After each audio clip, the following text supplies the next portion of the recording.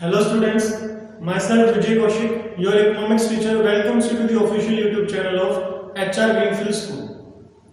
Students, पिछला lecture जब हमारा खत्म हुआ था उसमें हमने सेकंड चैप्टर को भी एंड कर दिया था। आज की क्लास में हम थर्ड चैप्टर स्टार्ट कर रहे हैं इंडियन इकोनॉमिक डेवलपमेंट का।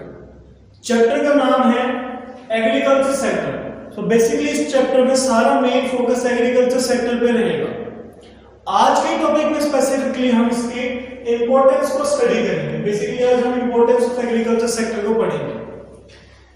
देखिए, जब पहला और दूसरा चैप्टर आपका हुआ था उस दौरान मैंने आपको बताया था कि पहले और दूसरे चैप्टर में इंडियन इकोनॉमी का बेसिक फीचर्स बताए गए हैं कि इंडिपेंडेंस से पहले क्या फीचर्स थे, इंडिपेंडेंस के बाद जब इकोनॉमिक रिफॉर्म्स आए तब क्या फीचर्स थे। मैंने उस दौरान आपको बताया था कि आगे आने वाले चैप्टर्स में इन्हीं सेक्टर्स को हम अलग अलग करके अलग अलग चैप्टर्स में पढ़ेंगे। आज का हमारा चैप्टर एग्रीकल्चर सेक्टर का है। इस चैप्टर में बेसिकली हमें यही स्टडी करना है कि एग्रीकल्चर सेक्टर क्यों जरूरी है, उसके क्या क्या फीचर्स हैं, क्या क्या कमियां हैं जिनको दूर करने के लिए सरकार ने क्या क्या कदम उठाए हैं। आज के टॉपिक में हम इंपॉर्टेंस को स्टडी कर रहे हैं। तो आपकी बुक में जो वीके पब्लिकेशन की बुक है उसमें 8 पॉइंट दिए गए, 8 से 9 पॉइंट दिए गए हैं इंपॉर्टेंस के। आइए एक एक करके उनको पढ़ते हैं। पहला पॉइंट है कंट्रीब्यूशन टू जीडीपी। देखिए, एग्रीकल्चर सेक्टर की जब हम इंपॉर्टेंस की बात कर रहे हैं तो पहला सवाल तो ये आता है कि इतना जरूरी क्यों है एग्रीकल्चर सेक्टर, इसकी इतनी सिग्निफिकेंस क्यों है कि हमें इसकी इंपॉर्टेंस पढ़नी पड़ रही है। तो आप पहले ही क्लास में पढ़ के आए हैं कि India is an agrarian economy, एक ऐसी इकोनॉमी है जो एग्रीकल्चर सेक्टर के ऊपर बहुत ज्यादा डिपेंडेंट है। हमने पहले के चैप्टर्स में पढ़ा है कि 3/4 of total population were engaged in agricultural activities. अब क्योंकि इंडिया एक ऐसी कंट्री है जो एग्रीकल्चर सेक्टर के ऊपर बहुत ज्यादा डिपेंडेंट है, तो बहुत जरूरी है एग्रीकल्चर सेक्टर हमारी कंट्री के लिए, जिसमें पहली इंपॉर्टेंस है कंट्रीब्यूशन टू जीडीपी। अगर हम बात करें अलग अलग सेक्टर्स की, primary sector, secondary sector, tertiary sector, agriculture sector आपको पता है प्राइमरी सेक्टर का पार्ट होता है। एग्रीकल्चर सेक्टर से हमारी जीडीपी में बहुत ज्यादा कंट्रीब्यूशन होता है, यानी हमारी जो टोटल जीडीपी हमारी कंट्री की उसका main portion comes from the agriculture sector. अब मैं आपको एक डाटा बताता हूं। 1950 टू 1951 ये है जब प्लानिंग कमीशन बना था। उस दौरान जीडीपी में 51% कंट्रीब्यूशन था एग्रीकल्चर का, यानी almost half of the GDP was dependent on agriculture sector, यानी हमारी टोटल जीडीपी का आधा % हिस्सा एग्रीकल्चर से आता था। इसी डाटा से पता चलता है कि एग्रीकल्चर सेक्टर क्यों इतना इंपॉर्टेंट है। हालांकि इसकी इंपॉर्टेंस तो नहीं कहेंगे हम कम हुई है, लेकिन जो टोटल जीडीपी में इसका पोर्शन है वो साल दर साल कम होता गया। अगर मैं आपको लेटेस्ट डाटा बताऊं 2018-19 का, तो उसमें जीडीपी का कंट्रीब्यूशन एग्रीकल्चर सेक्टर से केवल और केवल 14.4% रह गया। अब आप देखिए, जो 51% कंट्रीब्यूशन था वो केवल 14.4% रह गया। लेकिन इसका मतलब आप ये ना समझे कि एग्रीकल्चर सेक्टर की सिग्निफिकेंस खत्म हो गई है। एग्रीकल्चर सेक्टर आज भी उतना ही सिग्निफिकेंट है जितना पहले था, यानी आज भी एग्रीकल्चर सेक्टर को डेवलप करना बहुत इंपॉर्टेंट है, क्योंकि जिस दिन एग्रीकल्चर सेक्टर बहुत अच्छे से डेवलप हो गया उस दिन हमारी इकोनॉमी की जीडीपी भी बहुत ज्यादा हो जाएगी, क्योंकि हमारे पास जो बेसिक रिसोर्सेज है वो एग्रीकल्चर सेक्टर के अवेलेबल है। इसके पीछे क्या रीजन है कि ये इतना डाटा कम हो गया? वो रीजन ये है कि जो दूसरे सेक्टर्स हैं, सेकेंडरी सेक्टर, टर्शियरी सेक्टर, उनमें बहुत ज्यादा ग्रोथ आई है, मैसिव ग्रोथ आई है, जिसके कारण इसका कंट्रीब्यूशन कम हुआ। तो पहला पॉइंट जो हम डिस्कस किया वो कंट्रीब्यूशन टू जीडीपी, कि एग्रीकल्चर का जीडीपी में बहुत ज्यादा कंट्रीब्यूशन होता है, इसलिए ये इंपॉर्टेंट है। आइए सेकंड पॉइंट देखते हैं, supply of wage goods. Now what are wage goods? Wage goods are basic necessity goods. जो बेसिक गुड्स होते हैं जो हम अपने कंजम्पशन के लिए यूज करते हैं, जैसे कि चावल, गेहूं, ये इस टाइप के गुड्स वेज गुड्स कहलाते हैं। The consumption goods are basically known as wage goods. देखिए अब हमारे लाइवलीहुड के लिए एक ह्यूमन बीइंग को वेज गुड्स की बहुत ज्यादा जरूरत होती है। कोई भी ह्यूमन बीइंग है, उसे अगर जिंदा रहना है तो ऐसे प्रोडक्ट्स चाहिए जिसका वो कंजम्पशन कर सकता है। वो कंजम्पशन करने के लिए जो प्रोडक्ट चाहिए वो प्रोडक्ट कहां से मिलते हैं? एग्रीकल्चर सेक्टर से मिलते हैं। तो लाइवलीहुड को कंटिन्यू करने के लिए, जीवन गुजर को चलाने के लिए इन बेसिक गुड्स की जरूरत होती है, जो गुड्स हमें एग्रीकल्चर सेक्टर प्रोवाइड करवाता है। तो एक इंपॉर्टेंस एग्रीकल्चर सेक्टर की ये भी है कि agriculture sector is a source of livelihood to the people. तो हमने दो पॉइंट्स डिस्कस कर लिए हैं, contribution to GDP and supply of wage good, की वेज गुड्स की सप्लाई भी एग्रीकल्चर सेक्टर से होती है। तीसरा इंपॉर्टेंस पॉइंट देखते हैं, इसका क्या है? Source of employment. देखिए हम पिछली क्लास में पढ़ के आए थे कि इकोनॉमिक प्लानिंग जब भी कोई कंट्री करती है तो उसमें से बहुत इंपॉर्टेंट पॉइंट होता है अनएम्प्लॉयमेंट को दूर करना बाय प्रोवाइडिंग एम्प्लॉयमेंट अपॉर्चुनिटीज। क्यों? क्योंकि उसकी इंपॉर्टेंस हमने पढ़ी थी कि अगर लोगों को एम्प्लॉयमेंट मिलती है तो आधी से ज्यादा समस्या किसी भी कंट्री की दूर हो जाती है। अगर एम्प्लॉयमेंट मिलेगी तो पॉवर्टी दूर हो जाएगी, पर कैपिटा इनकम इंक्रीज होगी, टोटल जीडीपी इंक्रीज होगी, standards of living will be increase, will be raised. So basically importance ये होती है कि किसी भी तरीके से एम्प्लॉयमेंट प्रोवाइड की जाए। यहीं पे एग्रीकल्चर सेक्टर की इंपॉर्टेंस भी आती है, क्योंकि एग्रीकल्चर सेक्टर जो है वो मेजर सोर्स है एम्प्लॉयमेंट प्रोवाइड करवाने का, specially in India which is an agrarian economy. जब हमने पहले का डाटा पढ़ा था उसमें हमने पढ़ा था कि almost 3/4 of a total population, यानी कि हमारी टोटल पॉपुलेशन का 75% एग्रीकल्चर सेक्टर के ऊपर डिपेंडेंट था। ये पोर्शन हालांकि कम हुआ है, लेकिन आज भी almost 50% of a total population, हमारी टोटल पॉपुलेशन का आधा हिस्सा आज भी एग्रीकल्चर सेक्टर के ऊपर डिपेंडेंट है। तो इसीलिए इंपॉर्टेंट पॉइंट है कि अगर एग्रीकल्चर सेक्टर को इंप्रूव किया जाए, उसको सुधारा जाए, तो उसके साथ साथ इंप्लॉयमेंट अपॉर्चुनिटीज डेवलप होगी। जो लोग फिलहाल एग्रीकल्चर सेक्टर में तो इन्वॉल्व है but they are part of disguised unemployment. Disguised unemployment आप पहले भी पढ़ चुके हैं, एक ऐसी फॉर्म ऑफ अनएम्प्लॉयमेंट है जिसमें जितने लोगों की जरूरत होती है उससे ज्यादा काम करते हैं। फिलहाल एग्रीकल्चर एक्टिविटी में यही हो रहा है। तो अगर सोर्सेज ऐसे डेवलप हो जाए कि जितने भी लोग एग्रीकल्चर एक्टिविटीज में इन्वॉल्व है उससे प्रोडक्शन ज्यादा हो, तो लोगों का काम भी ज्यादा होगा, लोगों को रोजगार मिलेगा, जिससे अनएम्प्लॉयमेंट दूर होगी, पॉवर्टी दूर होगी, सारी समस्याएं धीरे धीरे धीरे धीरे कम होगी। इसलिए एग्रीकल्चर सेक्टर इंपॉर्टेंट है। हमने बेसिकली 3 पॉइंट्स पढ़ लिए इसके इंपॉर्टेंस के। आइए आगे पॉइंट्स देखते हैं क्या है। तो 4th पॉइंट है हमारा सप्लाई ऑफ रॉ मटेरियल। देखिए हमने पहला पॉइंट पढ़ा था कंट्रीब्यूशन टू जीडीपी, जिसमें ये देखा था कि एग्रीकल्चर सेक्टर जीडीपी में बहुत ज्यादा कंट्रीब्यूट करता है। इसका मतलब हमारे देश की जो टोटल प्रोडक्शन है उसका मेन हिस्सा एग्रीकल्चर सेक्टर से आता है। अब यहां पे इस पॉइंट में एक बात समझने की और है कि एग्रीकल्चर सिर्फ और सिर्फ डायरेक्टली कंट्रीब्यूट नहीं करता जीडीपी में, वो इनडायरेक्टली भी कंट्रीब्यूशन करता है। यहां जो हमने पॉइंट पढ़ा था वो केवल डायरेक्ट कंट्रीब्यूशन की बात थी कि एग्रीकल्चर सेक्टर में कितना प्रोडक्शन हो रहा है, लेकिन अगर हम बात करें तो एग्रीकल्चर सेक्टर की मदद से सेकेंडरी एंड टर्शियरी सेक्टर दोनों ग्रो होते हैं। तो बेसिकली जो टोटल प्रोडक्शन हो रही है उसमें एग्रीकल्चर सेक्टर की बहुत इंपॉर्टेंस है। तो कुछ इंडस्ट्रीज ऐसी होती हैं जिनकी ग्रोथ के लिए रॉ मटेरियल्स जो चाहिए होते हैं वो रॉ मटेरियल्स एग्रीकल्चर सेक्टर से मिलते हैं। जैसे कि अगर मैं बात करूं sugar industry, sugar industry industrial sector का पार्ट है। अगर शुगर का प्रोडक्शन ज्यादा होगा तो इंडस्ट्रियल सेक्टर ग्रो होगा, देश की टोटल जीडीपी बढ़ेगी। लेकिन शुगर इंडस्ट्री के लिए जो शुगर केन चाहिए वो कहां से आएगा? एग्रीकल्चर सेक्टर से आएगा। ऐसी बहुत सी इंडस्ट्रीज हैं जिनके रॉ मटेरियल्स कहां से आते हैं? रॉ मटेरियल्स एग्रीकल्चर सेक्टर से आते हैं। तो बेसिकली जो रॉ मटेरियल्स प्रोवाइड करने वाला एग्रीकल्चर सेक्टर है वो इसीलिए भी बहुत इंपॉर्टेंट है क्योंकि इनडायरेक्टली कंट्रीब्यूशन भी हो रहा है जीडीपी में थ्रू द एग्रीकल्चर सेक्टर। आइए अगला पॉइंट देखते हैं, source of demand for industrial goods. Source of demand for industrial goods, देखिए सुनने में ये 2 पॉइंट एक जैसे लग सकते हैं। चौथे पॉइंट में हमने बताया था कि इंडस्ट्रियल सेक्टर में प्रोडक्शन करने के लिए रॉ मटेरियल्स की जरूरत होती है। ये पॉइंट क्या कह रहा है? Source of demand for industrial goods. Industrial goods की डिमांड भी एग्रीकल्चर सेक्टर क्रिएट करता है।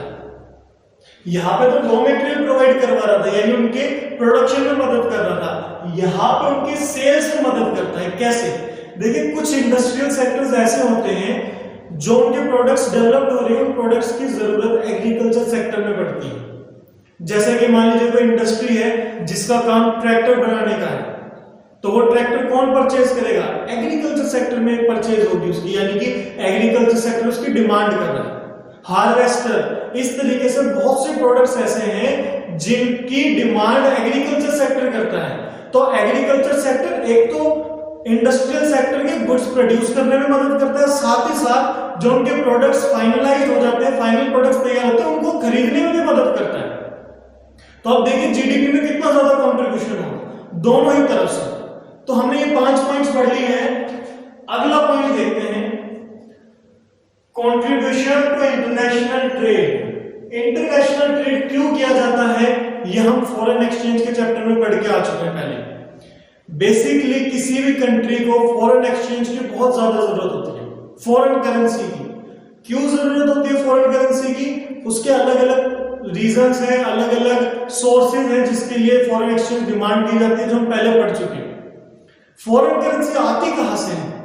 फॉरेन करेंसी बेसिकली तब आती है जब हम दूसरी कंट्री के साथ डीलिंग करते हैं, दूसरी कंट्रीज के साथ ट्रेड करते हैं। और ट्रेड में भी स्पेसिफिकली अगर हमारी कंट्री एक्सपोर्ट करेगी तो फॉरेन करेंसी आएगी, इंपोर्ट में तो हमें पेमेंट करनी पड़ेगी। तो जो एग्रीकल्चर सेक्टर होता है वो इंटरनेशनल ट्रेड को भी बढ़ावा देता है, बहुत ज्यादा कंट्रीब्यूट करता है। क्योंकि इंडिया कुछ ऐसे एग्रीकल्चर प्रोडक्ट्स के लिए फेमस है जो दूसरी कंट्रीज में या तो उतनी क्वांटिटी में नहीं मिलते या उतनी क्वालिटी में नहीं मिलते। जैसे कि अगर हम बात करें स्पाइसेस के लिए, मसालों के लिए इंडिया बहुत ज्यादा फेमस है, कॉफी, टी। तो इन प्रोडक्ट्स की डिमांड फॉरेन कंट्रीज करती रहती है, और फॉरेन कंट्रीज को जब हम प्रोडक्ट एक्सपोर्ट करते हैं तो फॉरेन करेंसी आती है, जिस फॉरेन करेंसी को इंपॉर्टेंट कामों के लिए यूज कर सकते हैं, जैसे कि कैपिटल गुड्स जो कि इंडिया में कमी थी उनको इंपोर्ट करने के लिए किया जा सकता है, या किसी और इंपॉर्टेंट काम के लिए यूज किया जा सकता है। तो ये कुछ इंपॉर्टेंट पॉइंट्स हैं। अगला पॉइंट देखते हैं। अगला पॉइंट है कंट्रीब्यूशन टू डोमेस्टिक ट्रेड। देखिए, contribution to domestic trade, contribution to domestic trade कैसे इंपॉर्टेंट शो करता है एग्रीकल्चर सेक्टर में।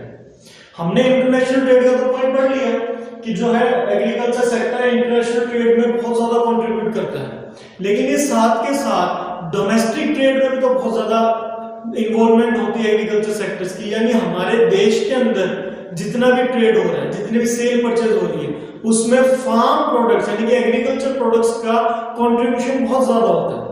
अब ये क्यों जरूरी है? क्योंकि ये जो ट्रेड होता है domestic trade, it is a part of economic activity which helps in contributing to the economic growth। India में जो भी इकोनॉमिक एक्टिविटीज हैं, सेल परचेज, उसका एक पार्ट डोमेस्टिक ट्रेड भी तो होता है। और अगर डोमेस्टिक ट्रेड ज्यादा होगा तो हमारी कंट्री की इकोनॉमिक ग्रोथ भी ज्यादा होगी। और एग्रीकल्चर सेक्टर का बहुत ज्यादा ट्रेड होता है, क्योंकि देखिए कुछ ऐसे प्रोडक्ट्स हैं जैसे चावल है, गेहूं है, इसकी जरूरत छोटे से छोटे सेक्शन से लेके रिच से रिच सेक्शन तक पड़ती है। तो ये ऐसा प्रोडक्ट है जिसकी डिमांड हर कोई करता है। Every section of a society demands this type of goods। तो डोमेस्टिक ट्रेड में बहुत ज्यादा इंपॉर्टेंस रोल अदा करता है एग्रीकल्चर सेक्टर। अगला पॉइंट क्या है? Support to industry growth, specifically transport industry, support to transport industry. देखिए, हमने जब पहला पॉइंट पढ़ा है, बार बार पहले पॉइंट पे लेके चल रहा हूं, कंट्रीब्यूशन टू जीडीपी। 3 सेक्टर्स के बारे में मैंने आपको बताया है, primary sector, secondary sector, tertiary sector. Primary sector तो एग्रीकल्चर खुद इसमें आ गया, तो डायरेक्टली तो कंट्रीब्यूट कर ही रहा है जीडीपी में, साथ के साथ यानी कि प्राइमरी सेक्टर तो ग्रो हो ही रहा है एग्रीकल्चर सेक्टर के कारण, साथ के साथ सेकेंडरी सेक्टर भी ग्रो। सेकेंडरी सेक्टर के बारे में हमने यहां और यहां पढ़ा, ठीक है। तो प्राइमरी सेक्टर भी डेवलप हुआ एग्रीकल्चर के कारण, सेकेंडरी सेक्टर भी डेवलप हुआ। थर्ड सेक्टर टर्शियरी सेक्टर, जिसका काम होता है सर्विस प्रोवाइड करवाना, जिसमें एक सर्विस ट्रांसपोर्टेशन की भी होती है। एग्रीकल्चर सेक्टर ट्रांसपोर्टेशन सेक्टर को भी इंप्रूव करता है। ट्रांसपोर्टेशन इंडस्ट्रीज को भी इंप्रूव करता है, उनकी भी डिमांड क्रिएट करता है। तो बेसिकली एग्रीकल्चर सेक्टर तीनों सेक्टर्स की ग्रोथ कर रहा है। हम जब डाटा देखते हैं तो डाटा में ये तो देख लेते हैं कि सेकेंडरी सेक्टर ज्यादा ग्रो हो गया, टर्शियरी सेक्टर ज्यादा ग्रो हो गया, बट उनके लिए बेस कौन तैयार कर रहा है? That base is created by the agriculture sector, that is primary sector. तो agriculture sector basically directly and indirectly दोनों में भी कंट्रीब्यूट कर रहा है किसी भी कंट्री की जीडीपी के लिए। अब देखिए समझते हैं कि ट्रांसपोर्ट इंडस्ट्री को कैसे सपोर्ट करता है। गुड्स अगर तैयार होते हैं, एग्रीकल्चर गुड्स, मान लीजिए मेरे पास एक खेत है और मैंने उसमें गेहूं बो दिए। अब वो गेहूं मैं अपने खेत से जो मार्केट है, अनाज मंडी जिसे हम बोल देते हैं या फिर फूड ग्रेन्स मार्केट बोल देते हैं, वहां तक मैं कैसे लेके जाऊंगा? लेके जाने के लिए मुझे कुछ ट्रांसपोर्टेशन फैसिलिटी चाहिए होगी। मैं जब वो ट्रांसपोर्टेशन फैसिलिटी लूंगा तो कुछ पेमेंट करूंगा उस सर्विस को लेने के लिए, तो वो क्या है? वो ट्रांसपोर्टेशन सर्विस की पेमेंट है जो कि जीडीपी में इंक्लूड होगी। चलिए वहां से सामान चला गया अनाज मंडी में, अब अनाज मंडी से इकट्ठा हो गया अलग अलग जगह बिकने के लिए जाएगा, कैसे जाएगा? उसके लिए भी ट्रांसपोर्टेशन फैसिलिटीज की जरूरत है, रेलवेज की, बसेस की, ट्रक्स की, ट्रैक्टर्स की, ये सारे के सारे ट्रांसपोर्टेशन का पार्ट है। और उनकी जब पेमेंट की जाएगी तो that will be included in the GDP, total GDP of a country. तो एग्रीकल्चर सेक्टर सर्विस सेक्टर को भी हेल्प करता है। लास्ट पॉइंट देखते हैं हम, लास्ट इंपॉर्टेंस क्या है एग्रीकल्चर सेक्टर की?